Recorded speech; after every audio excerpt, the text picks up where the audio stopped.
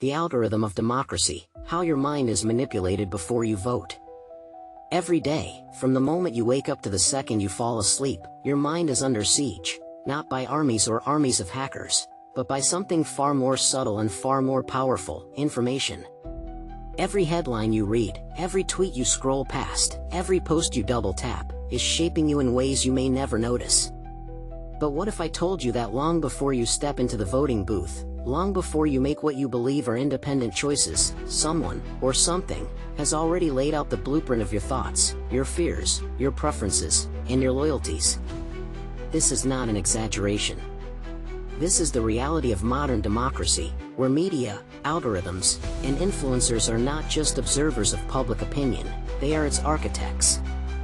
Humans are predictable creatures. We like to think we are rational, independent thinkers, but in truth, our brains are wired for shortcuts, emotions, and instincts. And these predictable patterns are precisely what media organizations, political operatives, and social platforms exploit. Every headline is designed not only to inform but to trigger a response. Every viral post is constructed to resonate emotionally. Every trending topic is not an accident but a carefully measured reflection of what will make us click, comment, and share. At the core of this manipulation lies something psychologists call confirmation bias. It's the tendency to accept information that aligns with what we already believe and to dismiss information that challenges our preconceptions. Think about the last time you saw a post online that perfectly matched your worldview. Did you stop to question it? Or did you nod along, share it, maybe even laugh or get angry, and in doing so, reinforce the belief that you are right? That is confirmation bias in action. It is subtle. It is insidious. And it is being weaponized against the electorate. But manipulation doesn't stop there. Fear is a tool far more potent than logic. News cycles are designed to provoke emotional reactions, often amplifying anxiety, outrage, or indignation. A story about crime, corruption, or scandal is rarely presented in a vacuum. It is framed to make you feel, before it asks you to think. Emotions travel faster than facts. And when fear or anger is the first response, reasoning is an afterthought. By the time you think critically, the emotional seed has already taken root. Then comes the repetition effect. You may have heard the phrase, if you repeat a lie often enough, it becomes the truth. Psychologists call it the illusory truth effect. Your brain is not designed to keep a perfect tally of what's true and what's false, it keeps a tally of familiarity. The more often you encounter a particular narrative, the more likely you are to accept it. Headlines, memes, viral videos, trending topics, they bombard you from all sides until the story, however skewed or misleading, feels undeniable. And then there is social proof. People look to others when forming opinions. If someone we admire, respect, or identify with says something is true, we are far more likely to believe it. Influencers, celebrities, and micro-celebrities are no longer just entertainers, they are conveyors of ideology. A casual recommendation, a subtle endorsement, or even a humorous meme can carry weight far beyond the content itself. Every like, every share, every comment contributes to a sense of collective agreement, a perception of consensus that may not actually exist. This is where the machinery of manipulation becomes apparent. It is not random. It is a system, a well-oiled engine of influence, built to steer public perception. News media craft narratives to provoke emotion and engagement. They select stories, images, and headlines that maximize response, not necessarily accuracy. Influencers, knowingly or unknowingly, insert political cues within lifestyle content, blurring the line between entertainment and persuasion. Social media algorithms scan every click, every pause, every scroll, building a profile of your fears, desires, and values. They then feed you information designed to reinforce those tendencies. It is easy to think that what appears on your feed is neutral, that you are simply seeing what is popular or relevant. But in reality, the system is far from neutral. Every interaction you make teaches the algorithm more about you. And every lesson is used to refine the messages you will see next. If you pause on a political post, you will see more posts in that vein. If you click a story that angers you, you will be shown more stories that provoke similar emotions. The aim is subtle, persistent nudging, shaping what you perceive as natural reactions and personal choices. The effects of this engineered influence are staggering. Communities become polarized, not necessarily because people have fundamentally different goals, but because they are emotionally guided down separate, emotionally charged paths. Individuals vote not based on careful consideration of policy, but based on identity, outrage, or the perception of threat.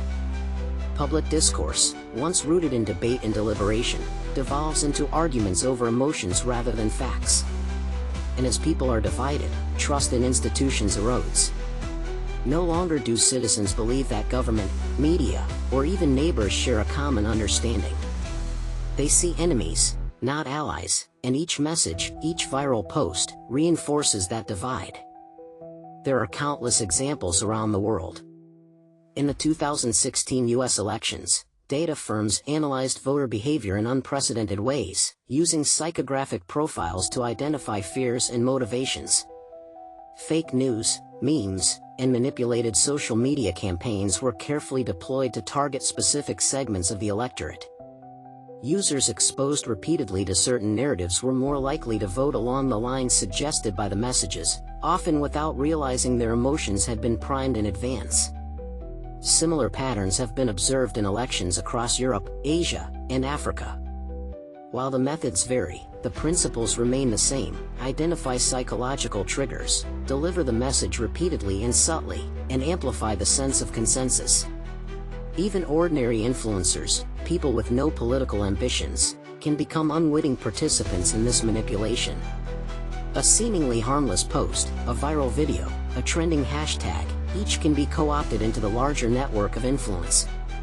Algorithms amplify the messages that provoke engagement, which often means those that provoke strong emotion. In this environment, neutrality is rare, objectivity is scarce, and almost everyone becomes part of the system, whether they know it or not. And yet, the most frightening part of this entire system is the illusion of choice. Modern voters believe they are making independent decisions, but those choices are rarely made in a vacuum.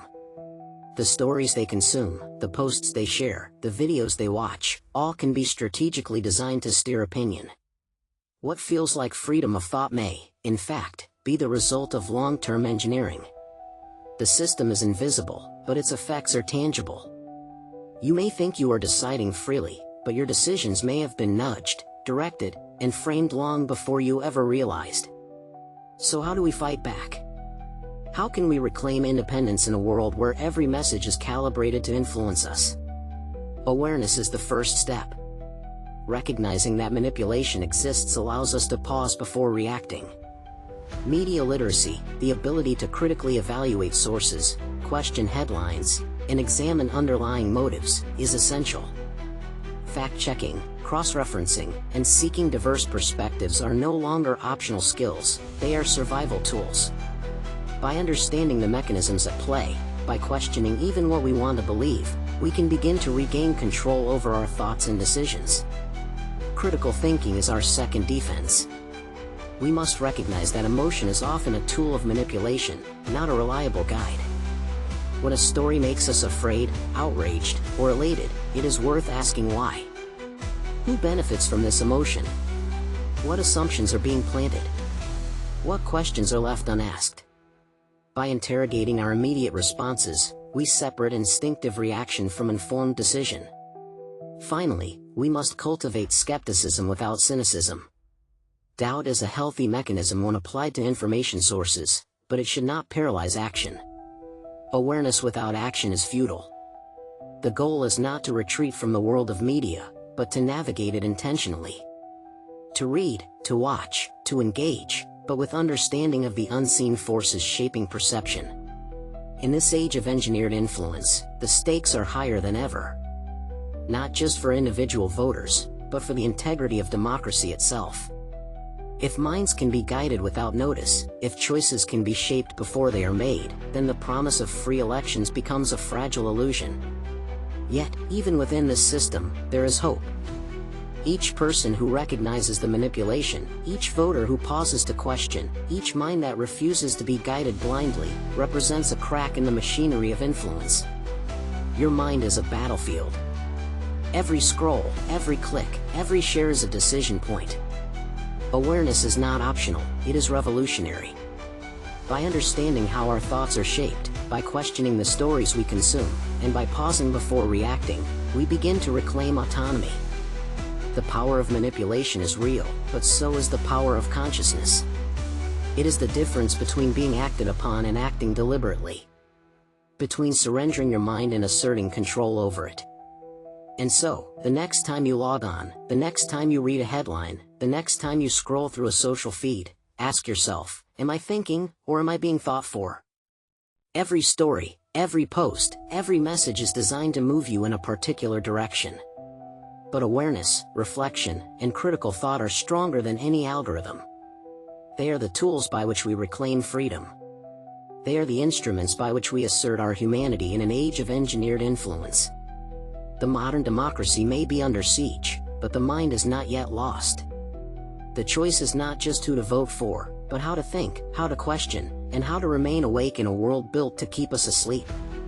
And in that vigilance lies the true revolution, the conscious mind reclaiming control in a world designed to manipulate it.